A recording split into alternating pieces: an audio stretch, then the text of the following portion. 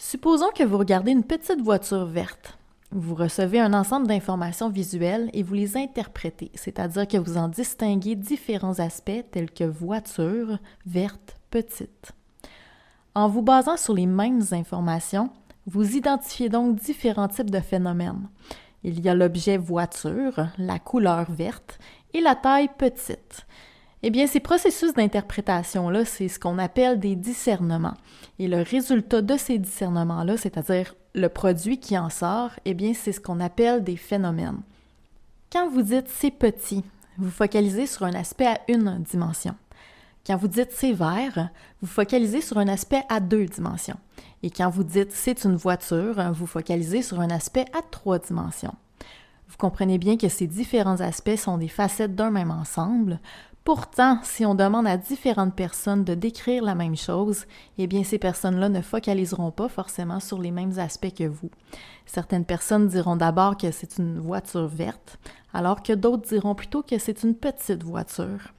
Et si par exemple vous étiez un extraterrestre et que vous n'aviez jamais vu de voiture de votre vie, eh bien vous pourriez dire que c'est petit et vert sans discerner l'aspect voiture. Bonjour tout le monde, c'est Alexandra Folly qui parle. Bienvenue dans l'épisode 2 de la folle théorie qui s'intitule « Vivre dans trois réalités à la fois ». C'est un podcast enregistré au centre-ville de Montréal au Canada. Pour vous tenir au courant de ce qui se passe, assurez-vous de me suivre sur Instagram et sur Twitter @lafollethéorie. J'espère que vous apprécierez cet épisode, alors commençons sans plus tarder.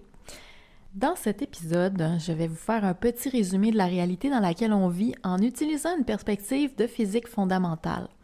Je vais vous présenter quelques notions basiques de physique que vous retrouverez tout au long du podcast de la folle théorie.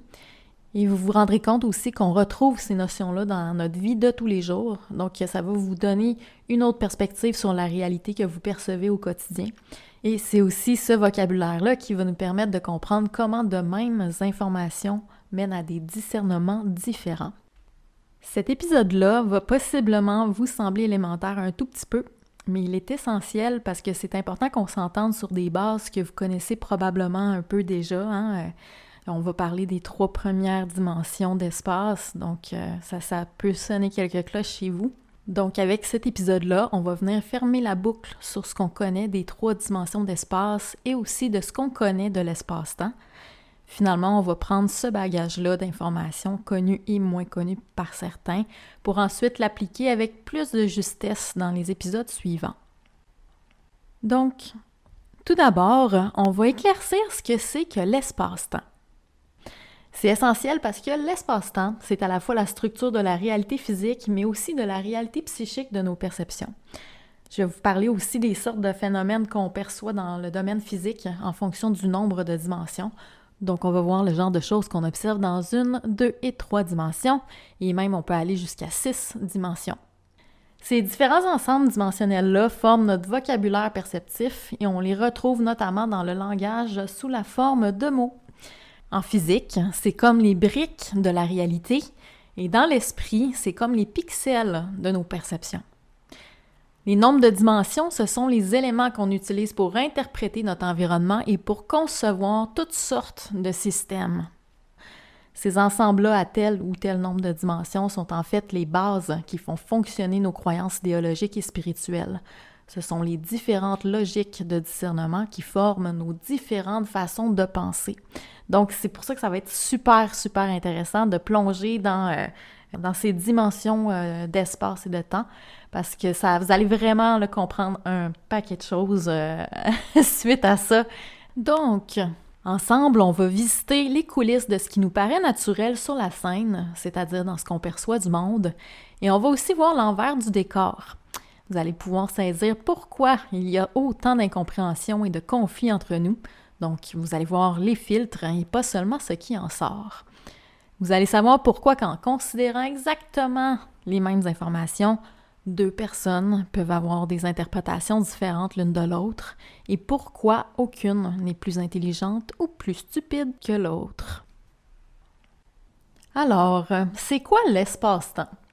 Évidemment, c'est de l'espace plus du temps, c'est l'espace-temps, mais pourquoi on les réunit en une seule entité? Eh bien, la physique moderne suggère fortement que l'espace et le temps sont enchevêtrés.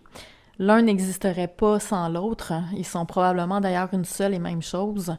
Par exemple, depuis Einstein, on sait que quand quelqu'un se déplace, eh bien le temps s'écoule moins vite pour celui qui voyage que pour celui qui reste immobile. Il y a donc là une relation importante entre l'espace et le temps. Alors, il semble plus juste de parler d'espace-temps avec des aspects plutôt spatiaux ou plutôt temporels en fonction des phénomènes considérés. Donc, quand j'emploie le mot espace, comprenez aspects spatiaux de l'espace-temps, et quand j'emploie le mot temps, comprenez aspect temporel de l'espace-temps. Maintenant, accrochez-vous parce que là, on va bousculer des idées sur l'univers qui sont profondément ancrées dans nos esprits. Il y a des physiciens qui pensent que l'espace-temps n'existe pas avant les phénomènes qui se déploient dedans. Oui, vous m'avez bien entendu, il y a des physiciens qui pensent que l'espace-temps n'existe pas avant les phénomènes qui se déploient dedans.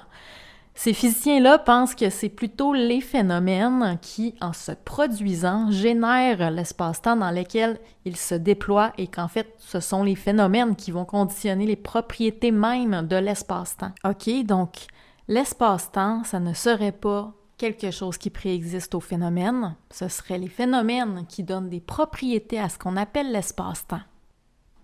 Pour vous donner un exemple de ça, il est démontré que la masse des corps influence la forme de l'espace-temps. C'est d'ailleurs une propriété qui est très particulièrement sensible à l'échelle astronomique. On a l'impression que les planètes tournent en orbite autour du Soleil, mais en fait, elles se déplacent tout droit dans un espace qui, lui, est courbé par la masse du Soleil. Et c'est pareil pour un avion qui peut faire le tour de la Terre en allant simplement tout droit. Dans les deux cas, la courbure de l'espace est liée à la gravité. C'est d'ailleurs Einstein qui a expliqué cette propriété-là dans la théorie de la relativité générale. Alors on voit bien que la forme de l'espace dépend des phénomènes qui s'y déploient dedans. Finalement, l'espace-temps, c'est juste la façon dont se déploie ce qu'on appelle le réel. Dans la full théorie, on va dire que l'espace-temps, c'est une trame logique qui est constituée par les relations selon lesquelles toute chose se déploie, opère et se manifeste. Ces relations-là se répètent et engendrent des motifs qu'on interprète comme des structures et des lois de l'univers. Cette conception-là de l'univers, elle est tellement contre-intuitive pour nos esprits humains parce qu'on a l'impression que l'espace et le temps, c'est une réalité préexistante dans laquelle on évolue.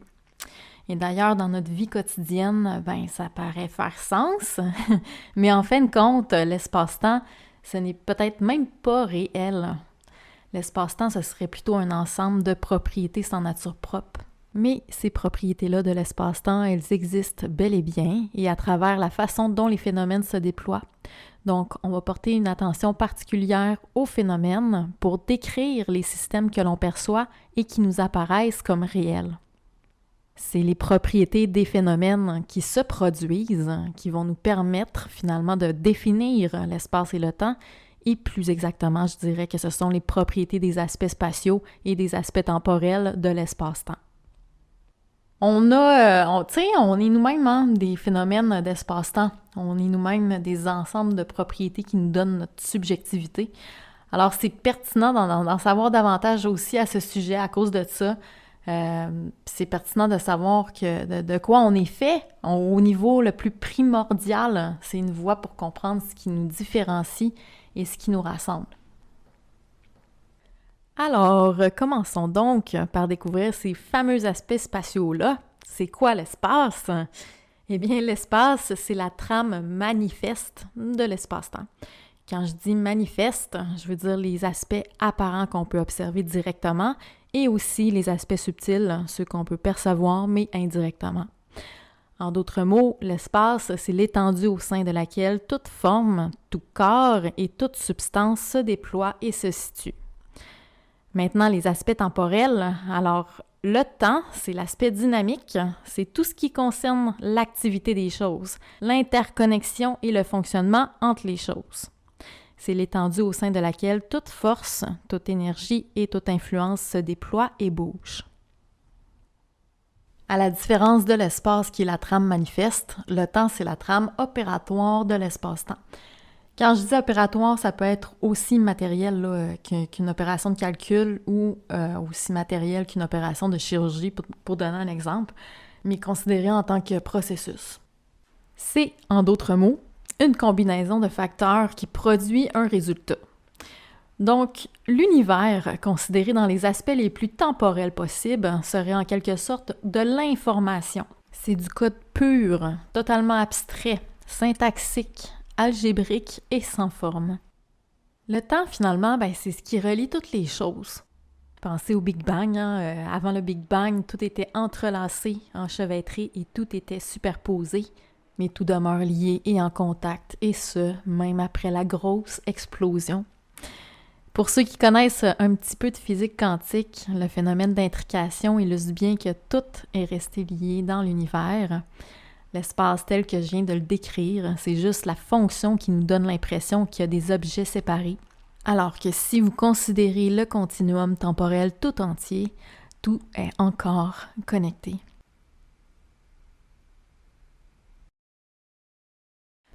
L'univers, considéré dans les aspects les plus spatiaux possibles, autrement dit, un espace sans aucun temps, eh bien ce serait statique, au sens où rien ne serait dynamique dedans.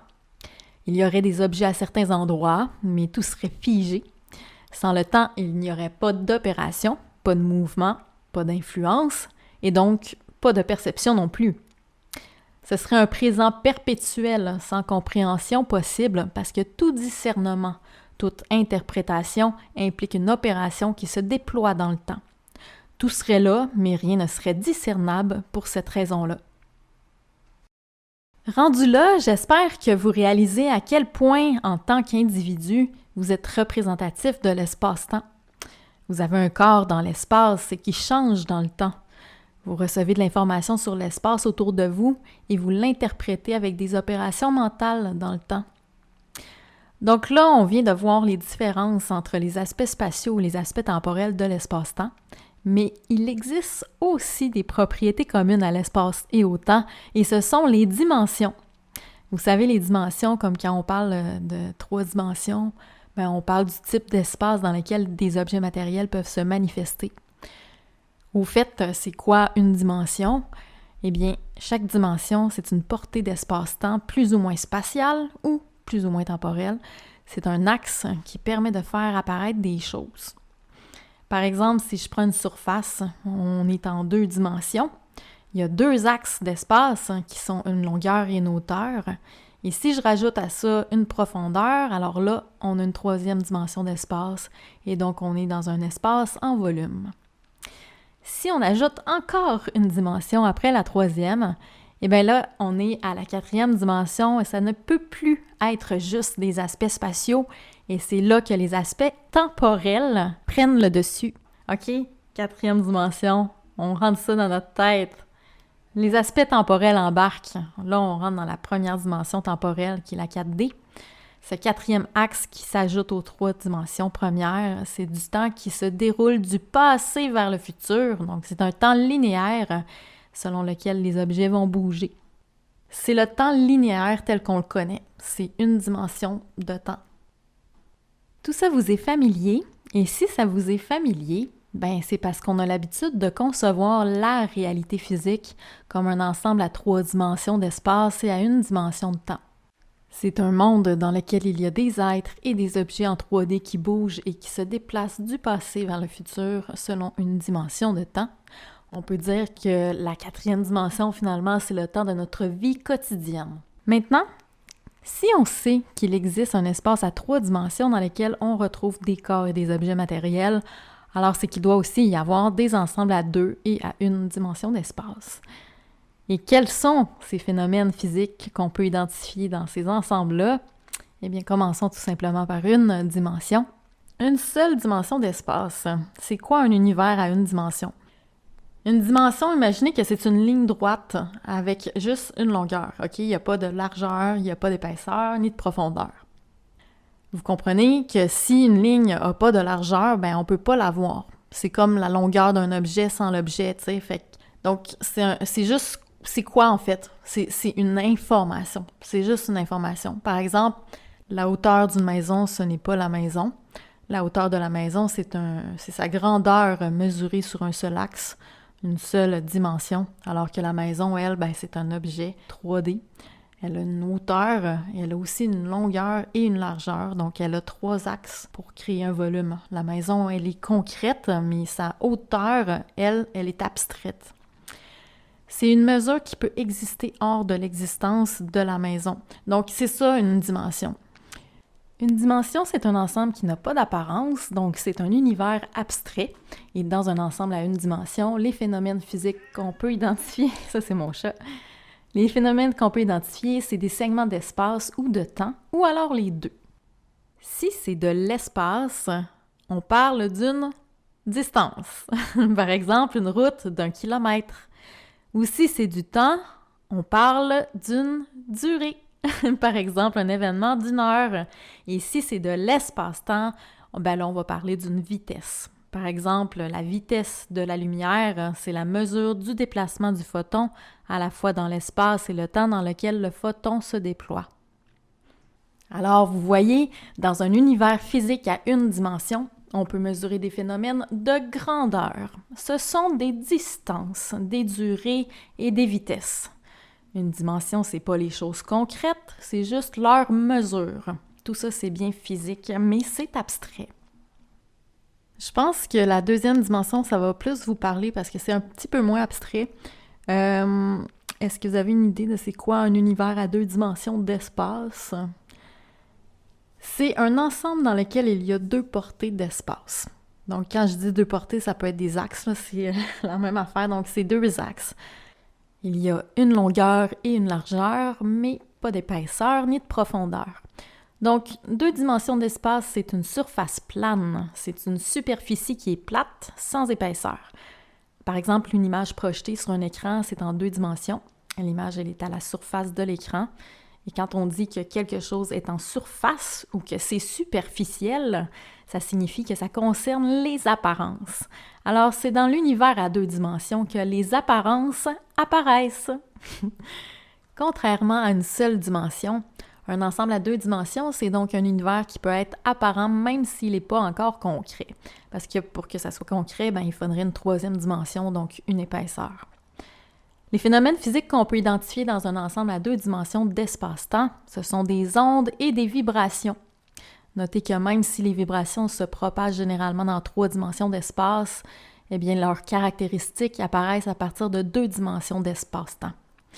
Par exemple, le rapport entre la propagation d'une onde dans une direction et son oscillation dans une autre direction, ça forme une fréquence. Les fréquences et les pressions sont justement des phénomènes à 2 dimensions. C'est pareil pour les quarks, les photons et les électrons en physique. C'est des phénomènes à 3 dimensions, mais certaines de leurs caractéristiques sont à 2 dimensions. Par exemple, une couleur, c'est défini par la fréquence de la vibration d'un photon. Donc, les phénomènes vibratoires à 2 dimensions permettent au monde physique d'apparaître dans la perception pour 2 raisons. Premièrement, il faut un minimum de 2 dimensions pour que les couleurs se manifestent dans le monde physique. Et deuxièmement, les stimuli de nos 5 sens sont traduits en fréquences électriques qui sont eux aussi en 2 dimensions. Et ce sont ces signaux-là électriques qui nous permettent en fait de faire l'expérience des sensations. L'univers physique à 2 dimensions est donc apparent, mais il est aussi sensible. Il est en quelque sorte l'intermédiaire entre l'univers abstrait et l'univers concret. Là, je pense que je viens de dire plusieurs mots qui peuvent vous mettre un peu la puce à l'oreille quand on dit que quelque chose est superficiel ou quand on parle de ressenti. Vous commencez sans doute à comprendre comment fonctionne l'analyse sémantique de la folle théorie. On va tricoter comme ça sur la base des dimensions d'espace-temps et ça va nous mener aux correspondances les plus simples jusqu'à nos perceptions les plus complexes. Et c'est pour ça qu'on va arriver à comprendre nos systèmes de pensée. On va pouvoir s'observer nous-mêmes bien comme il faut. Vous allez voir qu'en avançant dans la folle théorie, quand vous allez prendre conscience des corrélations entre les différents domaines de la perception, vous allez avoir naturellement du recul sur vos propres perceptions. Vous voyez, les ensembles à 1 ou à 2 dimensions sont des caractéristiques des ensembles à 3 dimensions. Par exemple, la hauteur d'une maison, c'est une propriété de la maison à une seule dimension d'espace et sa couleur, c'est une propriété à 2 dimensions d'espace. Maintenant, qu'est-ce que c'est qu'un univers à 3 dimensions d'espace? Ça, j'imagine que vous vous dites, ben Alexandra, on sait c'est quoi un univers à 3 dimensions d'espace? Ouais, je sais, mais je vais juste clarifier tout ça là, pour être certaine qu'on n'en manque pas une. C'est un ensemble avec une longueur, une largeur et une épaisseur ou une profondeur. 3 dimensions d'espace, c'est ce qu'on appelle un volume. On est déjà familier avec la notion de 3D parce que l'univers à 3 dimensions correspond à l'espace physique dans lequel nos corps se situent. Les phénomènes physiques qu'on peut identifier dans un ensemble à 3 dimensions d'espace, ce sont précisément les corps au sens large, c'est-à-dire des entités matérielles, des objets pourvus de texture, de substance et de masse. Il faut 3 dimensions d'espace pour que la matière puisse se manifester. L'univers physique à 3 dimensions d'espace, c'est le monde concret de la matière. Notez que dans la perception, incluant les rêves, le monde en 3D est une représentation imaginaire. La perception de l'espace en 3 dimensions n'y est pas concrète, mais elle est aussi peuplée d'objets, de corps et de substances. On y retrouve le même type de phénomène que dans le monde physique. En décrivant les ensembles à 1, 2 ou 3 dimensions d'espace et les phénomènes physiques qui correspondent à ces dimensions-là, on vient de voir 3 ordres d'aspects de la réalité physique. Les aspects concrets à 3 dimensions d'espace, les aspects apparents à 2 dimensions d'espace et les aspects abstraits à 1 dimension d'espace. Espace concret 3D, espace apparent 2D, espace abstrait 1D. Et un peu comme des poupées russes, les dimensions s'emboîtent pour former de nouveaux ensembles à différentes échelles. Donc, 1 dimension par 1 dimension, ça donne 2 dimensions, c'est-à-dire qu'on multiplie 1 dimension par une autre, comme 2 mètres de longueur multiplié par 2 mètres de largeur, ça donne 4 mètres carrés. Les 3 types d'ensembles d'espace que je viens de décrire, 1D, 2D et 3D, c'est en quelque sorte des échelles de la réalité. On a la réalité abstraite, la réalité apparente et la réalité concrète. Et on évolue à ces 3 échelles-là en même temps. Et on peut focaliser plutôt sur un ensemble d'aspects ou sur un autre. Par exemple, supposons que vous regardez une petite voiture verte. Vous recevez un ensemble d'informations visuelles et vous les interprétez, c'est-à-dire que vous en distinguez différents aspects tels que voiture, verte, petite. En vous basant sur les mêmes informations, vous identifiez donc différents types de phénomènes. Il y a l'objet voiture, la couleur verte et la taille petite. Eh bien, ces processus d'interprétation-là, c'est ce qu'on appelle des discernements. Et le résultat de ces discernements-là, c'est-à-dire le produit qui en sort, eh bien, c'est ce qu'on appelle des phénomènes. Quand vous dites « c'est petit », vous focalisez sur un aspect à 1 dimension. Quand vous dites « c'est vert », vous focalisez sur un aspect à 2 dimensions. Et quand vous dites « c'est une voiture », vous focalisez sur un aspect à 3 dimensions. Vous comprenez bien que ces différents aspects sont des facettes d'un même ensemble. Pourtant, si on demande à différentes personnes de décrire la même chose, eh bien ces personnes-là ne focaliseront pas forcément sur les mêmes aspects que vous. Certaines personnes diront d'abord que c'est une voiture verte, alors que d'autres diront plutôt que c'est une petite voiture. Et si, par exemple, vous étiez un extraterrestre et que vous n'aviez jamais vu de voiture de votre vie, bien vous pourriez dire que c'est petit et vert sans discerner l'aspect voiture. Vous voyez que dans notre univers à 3 dimensions d'espace, on peut aussi percevoir des phénomènes à 1 ou 2 dimensions, et avec ça, on a tous les outils pour décrire toutes les choses qui se manifestent spatialement.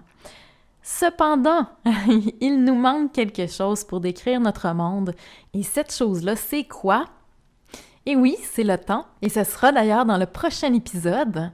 Vous allez voir que comme l'espace, eh bien le temps aussi peut avoir plusieurs dimensions et non pas qu'une seule.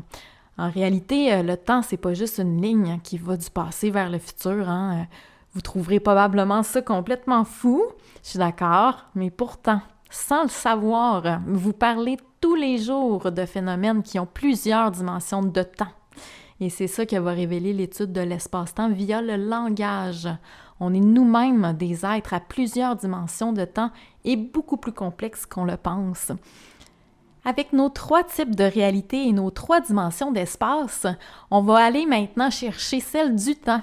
Et une fois que seront réunies nos 6 dimensions d'espace-temps complémentaires, vous allez voir que là, on va commencer à avoir vraiment beaucoup de plaisir. On va avoir tout ce qu'il faut. Merci beaucoup d'avoir écouté ces toutes premières bases de la folle théorie. Rendez-vous dans l'épisode 3.